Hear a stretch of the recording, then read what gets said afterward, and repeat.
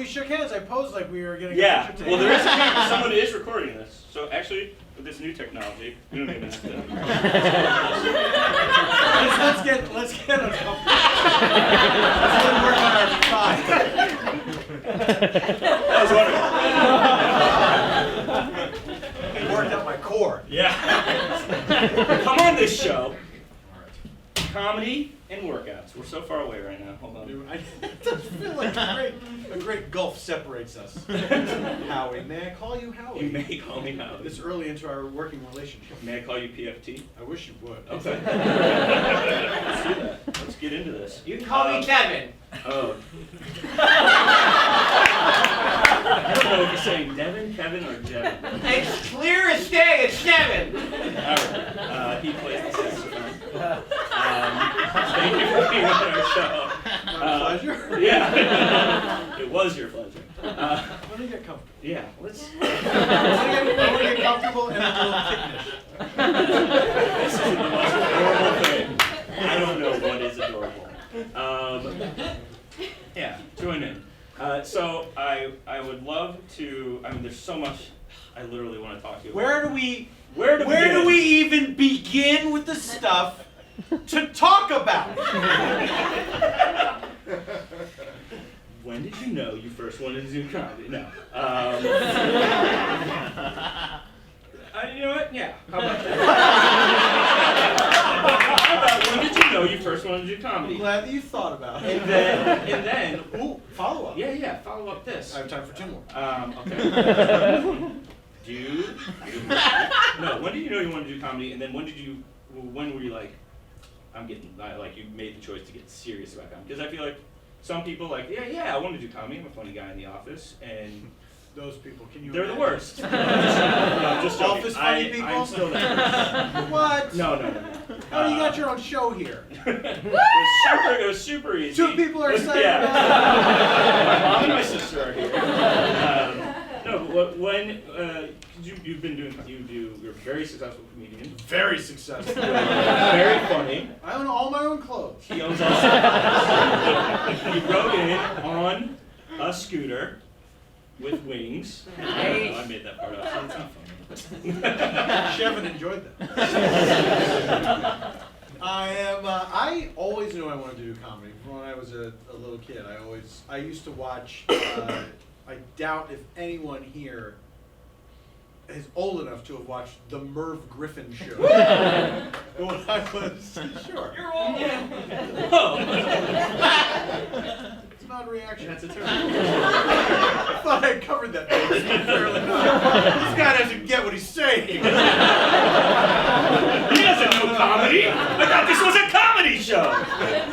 I used to watch in the afternoons. I would watch the Merv Griffin show, and I would love to see. In addition to, I would stay up late and watch Carson and everything. Anytime I could see stand-up comedy, I would. So it was always watch stand-up. It was not just stand-up, but sketch comedy, SNL, and SCTV. SCTV I loved more than anything in the world. It was my absolute favorite thing. And it was really short-lived, wasn't it? It was.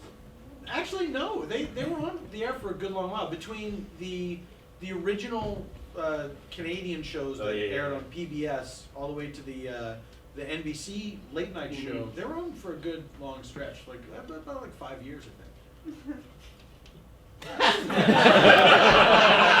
TV.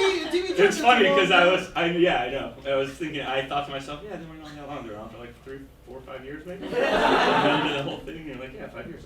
Well, here's what I'm thinking of: is the DVD box sets of the NBC shows. So sorry I didn't include that. I guess I broke your show, Howie. Hey, come on now. That's not the holiday spirit. Well, Yeah. Okay. Great. No, so That's pretty great. I want to just do a couple audience questions. We're going to pick one. I dare you to. All right, let's do one real quick. I'm scared of this audience. You people are sick. Here's what I'm saying. I'm terrified of the people that are walking around outside right now. Yes. All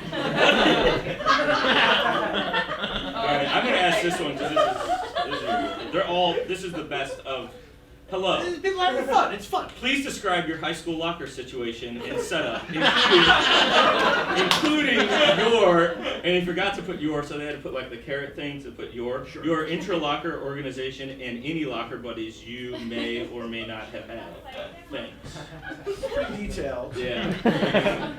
I do like that they realized that they read over their question, realized they left out a word. A lot of people, when they're tossing questions into a hat, they don't pay that kind of attention. Let me walk you through my locker situation. I can't believe that you're on my show right now, and this is what I'm spending my time with. Wait to hear what I have to say. Okay. At my school, we had straight up and down lockers. It was not like that some people had lockers above us. It was just like the cabinet style locker. No combination lock. It was a key lock. You could hang stuff in there, and there was a little shelf where you could put some books or an apple. There was, the girl next to me on the right-hand side, I can see as clear as day, Patty Tyson was her name. The one that got The away. person on the other side of me, a total mystery, a blind spot in my memory, and perhaps an assassin who I will one day meet on the road, and they will kill me. I hope that does not turn out to be. Question. Were you raising your hand? I am raising it now. No. I collect commemorative plates. Do you also? This one's actually really good. What does the F stand for? We're not gonna. He doesn't know even where he is right now. I am an I.O.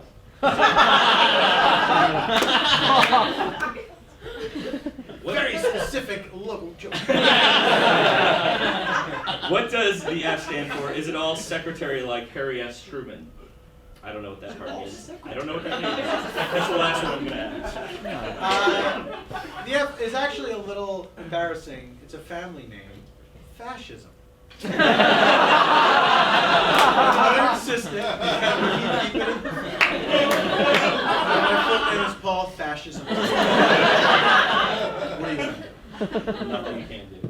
I have one commemorative plate, and it details the eerie parallels between the Nixon and Kennedy, the Lincoln and Kennedy assassination. You, sir, have the Trump plate. Trump's my plate. Sorry.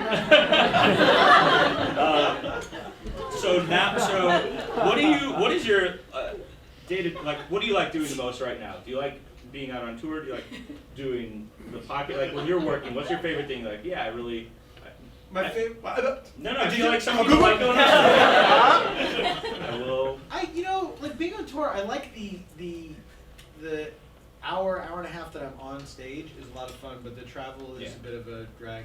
Air travel is not getting better, it's only getting worse. I just saw you more live humiliating tweet. and demoralizing. Yeah. It's really horrible, but I love performing. But my favorite thing right now is any kind of improvising that I get to do. So on the podcast or recording with, if anybody's familiar with the Super Ego podcast, those guys are really great. If you're not aware of that podcast, it's an improvised sketch comedy podcast where it's improvised and then edited, and they add in sound effects and music. So it's very high production value, and it's really, really funny. And I've gotten to work with them a bunch of times. So things like going on Comedy Bang Bang, that podcast, and doing characters and everything. Yeah, you do.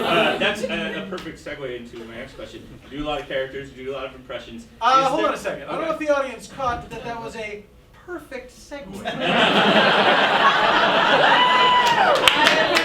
That deserves a little something. You don't miss anything, do you? Well, It's hot in this thing. I don't know how he does it. That's why he only does it one day a year. that's right. That's right. He's more distracted than he is helpful. Is he supposed to be helpful? His sister, I guess, Caitlin, was super helpful. She was sweet, but I feel like, are you okay, bud? All right. You do a lot of impressions and characters and stuff. It's true.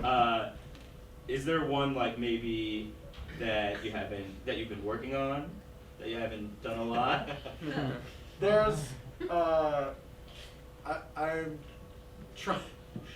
trying to do an Ariana Huffington. Oh. Yeah. But it is, it's very weirdly taxing on my throat because Okay. to do it, I constrict my throat, and it's very much up here, talking up here, up there.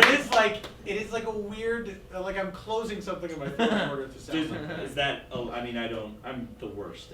I do one impression. You are terrible. I'm terrible. I'm going by what you're saying. I am. Right now. I can do Tony Danza, and I can only do it from Who's the Boss, and I can only say one word. I don't know how he talks. Yeah. So you can't give me a taxi, Tony Danza. No. That would be out of the I don't question. know. I can only say Angela, Mona, or Samantha. Oh, you're. these are One word. There's a guy. Do it. Hold on a second. Don't talk when Paula Tompkins is talking. The guy I went to high school with, his father would do impressions, but his impression would be him doing the voice of the person saying their own name. Oh, so He would do Peter Lorre. But he couldn't do like a sentence. He didn't even do my name is Peter Lorre. Just the name. Let me hear a little Danza. From, if I may make a specific request, yeah. from Who's the Boss? I would like him to address. I can only do it when he's angry. I'd like you to address Angela, and maybe if you can make him a little angry. I'm gonna close my eyes. Angela. Whoa! Tony Danza just walking by, thinking it was the I.O. Call back. Jesus Christ. How are we doing on time, sir? Yuri, have you met Yuri yet? That's DJ Yuri, Spin Fury. Hello, Mr. Tompkins. Hello. We've got a lot of wacky characters on the show. I did not realize that Yuri was festooned with Christmas-type lights, and Yes, I wasn't quite sure that was a person over there. Oh, yeah. I get that all the time. Yuri! Yuri's a good guy. He's a hardworking guy. He's a little confused, but he's... Is this true, Yuri? Yeah, pretty much. I have my run-ins with the local law enforcement, but otherwise I'm pretty devoted to the show. And now would be a good time for a commercial. All right. Thank you, Yuri. It was so beautiful. Well, we'll be right back after a commercial.